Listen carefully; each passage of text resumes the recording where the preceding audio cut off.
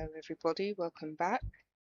We have another one today, advocating for your child in school, what you can say, what schools must do, and how to stand your ground. The takeaway I want you to have today is that as parents, you have more power than you realize, and we're going to show you how to use it.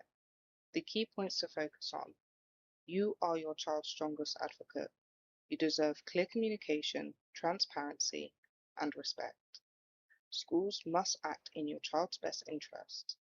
You will leave with scripts, rights, and red flags to watch for, so have a notebook handy. The power dynamics in school meetings. Why meetings feel intimidating. Professionals use jargon. This is words you probably don't understand, or they're just not explaining what the word means. Parents feel judged. Now, as some parents, this is often something we can all relate to.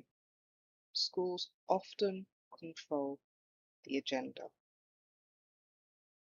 Parents worry about being difficult. And to reframe, you are an equal partner.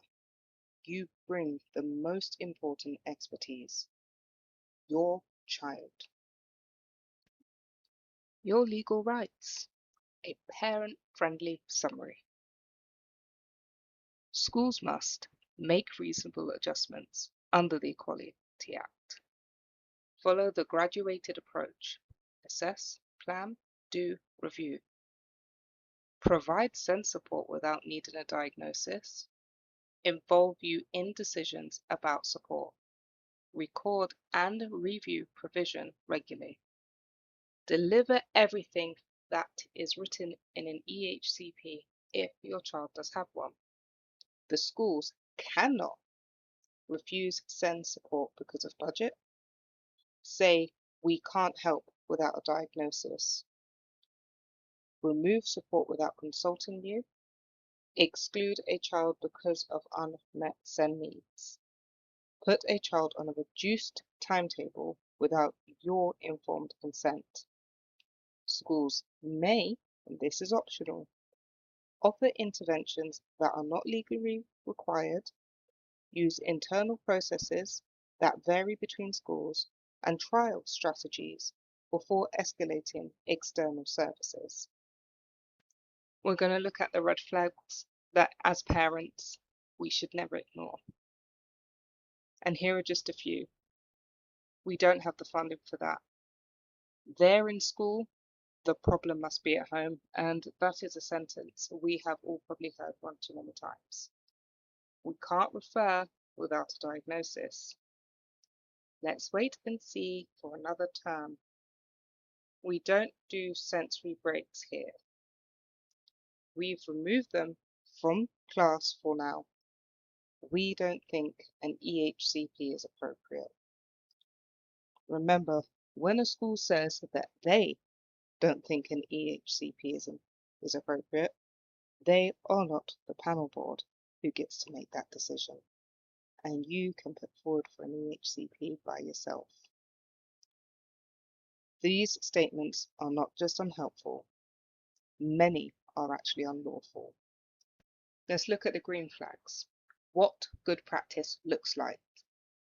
Tell us what works at home.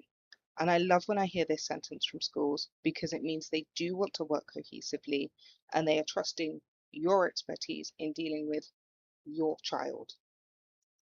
Let's plan this together.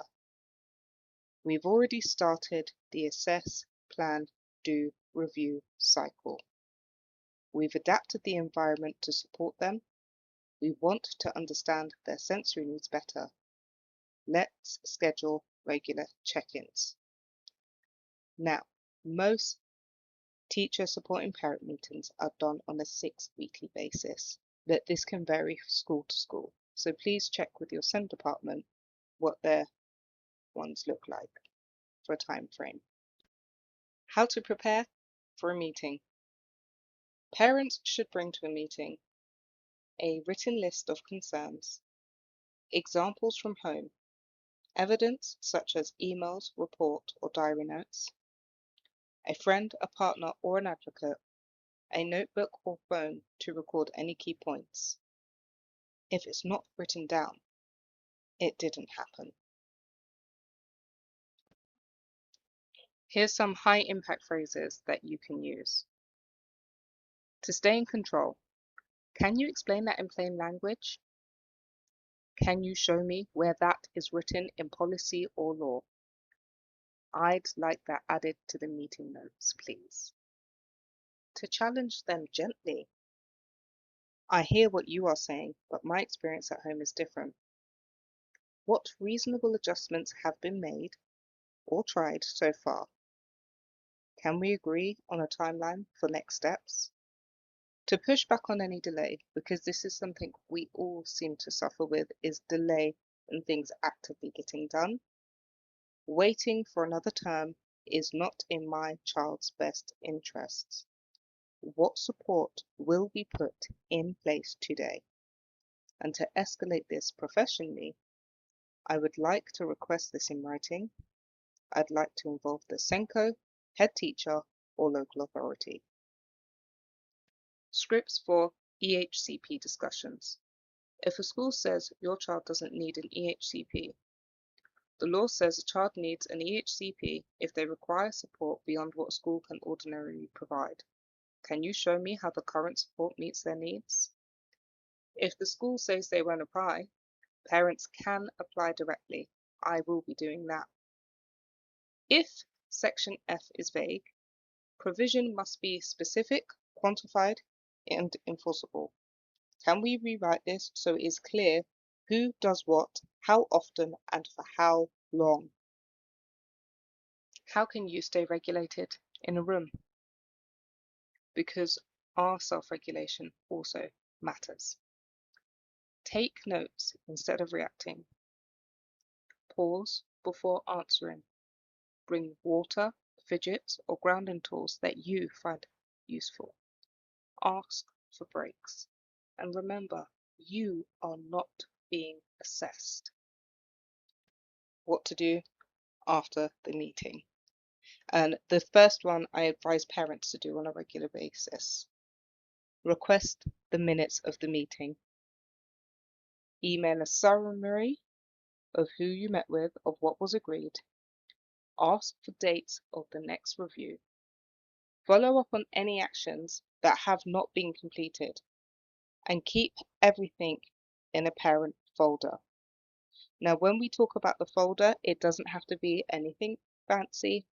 A simple £1 folder can do. Just keep all of your child's documentation and anything to do with SN needs or meetings around SN needs all in one place. This way, when you walk into your next meeting, it's easier to refer back to previous notes made. When to escalate. Parents should escalate when support is refused, promised actions do not happen, the child is unsafe, the school blames the child or the family, the child is repeatedly excluded or sent home, and your escalation routes are as followed. SENCO, head teacher, governors, local authority, SEND-IS, mediation, tribunal. Final message. Parents are not being difficult. They are being protective, informed, and child-centered. Your child deserves support. You deserve to be heard. And schools must follow the law.